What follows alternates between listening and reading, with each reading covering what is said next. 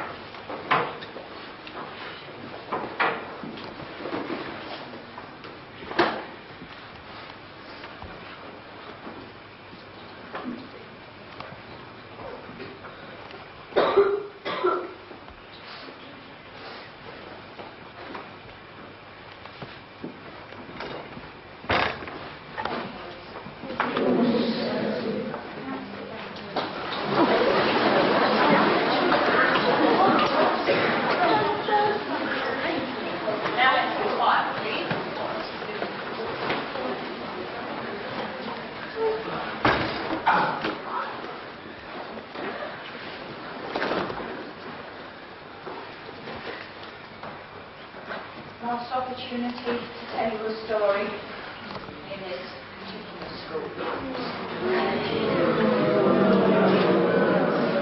Alright, I'll supply violins at the end of the assembly.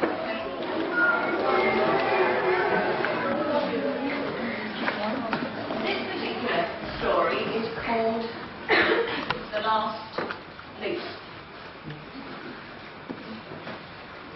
It takes place in New York, and it's about two young women called Sue and Jenny who share a flat together. They hope to be artists, and at the time of the story they were earning their living by doing advertising posters and magazine pictures. Now, this particular autumn, Jenny fell ill, and she very quickly got worse, and Sue became somewhat alarmed and sent for the doctor. He arrived, and after examining her, decided that she was suffering from pneumonia. Outside the sick room, he spoke to Sue, and he said that he was worried because it was pneumonia, but he was extremely concerned because her friend didn't seem to have the will to live. She doesn't seem to want to live, he said. Sick people have to fight to get better. And she isn't. She's just laying there, waiting to die. When Sue went back into the bedroom, she found Jenny lying there, pale, her face turned towards the window. 12, she whispered. What are you talking about? Said Sue. I'm counting. When the last leaf falls, I'll go too. Sue looked out of the window, and there was a narrow yard, and on the wall opposite the window she saw an old ivy vine. Its leaves were withered and fluttering in the wind. And as she watched, a leaf fell. 10, said Jim, in a deep voice. I'll watch the ivy die, as I'm done.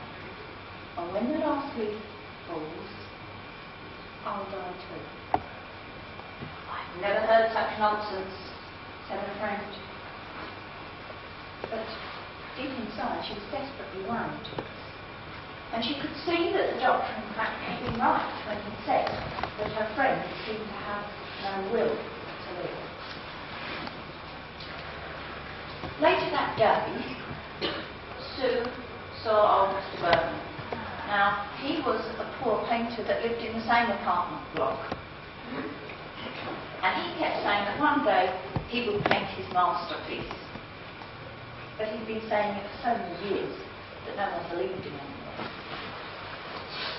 He was saddened by the news of the young girl laying in bed in the apartment above, just waiting for her end. And grimly he looked at the ivy on the wall.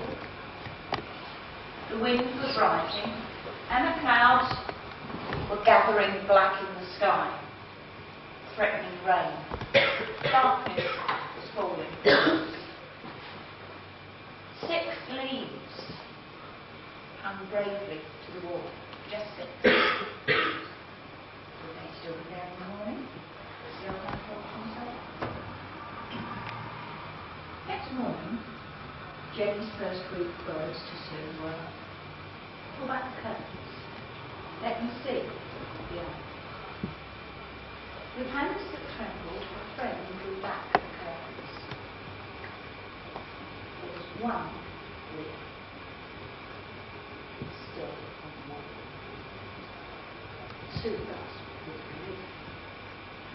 Josie stared in surprise and then whispered, "And that one falls on that too." The day wore on, and even through the twilight they could still see the lone leaf outlined against the wall.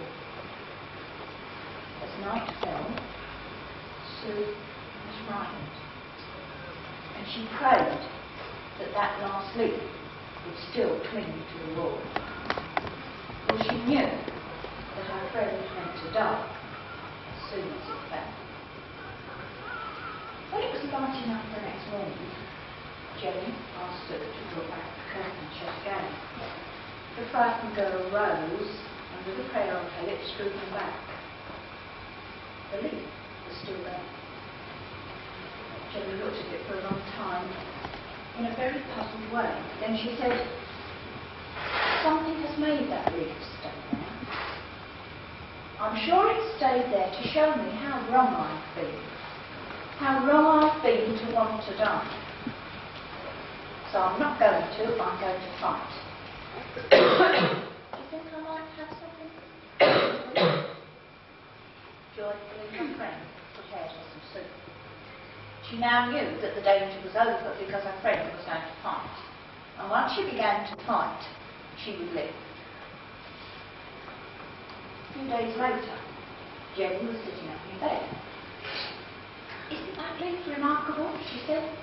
"Look, it hasn't fallen yet. And the winds have been screaming around here for the last couple of days." Sue said gently, "There's something I'm sorry I have to tell you. Old Mr Burnham died in hospital today. They found him collapsed in his room one morning, fully clothed and blue with cold. They were puzzled by the fact that he had a torch in one hand and his painting palette in the other. Yesterday, I solved the problem. He must have seen that all the leaves had blown down. So during the night, he took a ladder, climbed up the wall, and painted a leaf onto it. That's why it didn't fall. It would never fall. You could say that it was his masterpiece, and he did it to save your life." Now, that's a rather dramatic story. I don't expect that any of us will ever be in a position where we can do something to save somebody's life. But in fact, we are in positions every day of our lives where in fact we can do something to help somebody else. Not as dramatic as that. All the office room goes like posted together? Yes, it will. Yes, it will. Mind if I can get a...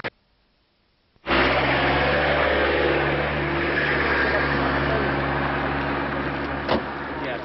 Okay. Right. Okay. Now Now we've we've got to go after that chap Marion or somebody, is it? That's right. I've got his